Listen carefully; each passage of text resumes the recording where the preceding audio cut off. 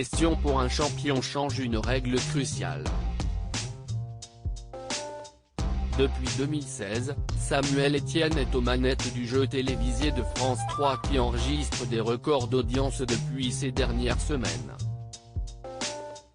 À l'antenne depuis maintenant 33 ans, l'émission semble quotidiennement séduire les habitués, mais aussi, attirer de nouveaux téléspectateurs, curieux de tester leurs propres connaissances en matière de culture générale. Mais prochainement, une nouvelle règle va venir bousculer un peu les champions. En effet, jusqu'ici, un grand vainqueur de questions pour un champion ne pouvait pas rester dans l'émission plus de 5 victoires d'affilée. Désormais, il peut, comme dans les autres jeux du même genre, rester à l'infini.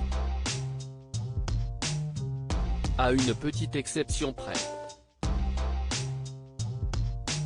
La différence avec les autres jeux, c'est que souvent dans les autres jeux on privilégie, on sécurise, on cajole un peu le champion pour qu'il puisse rester très longtemps, précise ainsi Samuel Etienne, invité d'Europe 1 vendredi 20 août, qui ajoute que parfois même, certains jeux ne font jouer leurs champions qu'en fin d'émission, ou même, choisissent les thèmes des autres adversaires pour être plus sécurisés et confortés dans la victoire.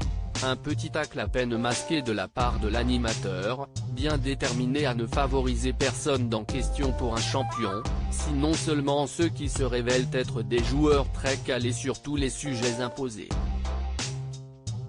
Quel jeu télévisé est le plus dur ? Des victoires à l'infini et un favoritisme des champions que Samuel Etienne justifie cependant comme étant une façon pour les jeux télévisés de favoriser les audiences, avec notamment des vainqueurs auxquels le public va s'attacher comme c'est le cas par exemple dans les 12 coups de midi, où Bruno affiche à ce jour plus de 200 victoires et 2 records dans l'émission. Cependant, un tel schéma ne sera pas appliqué dans Question pour un champion, a-t-il affirmé, précisant que si les audiences caracolent actuellement, c'est notamment parce que le jeu de France 3 s'avère être le plus dur de tous. Comme sa façon à lui de fidéliser ses téléspectateurs.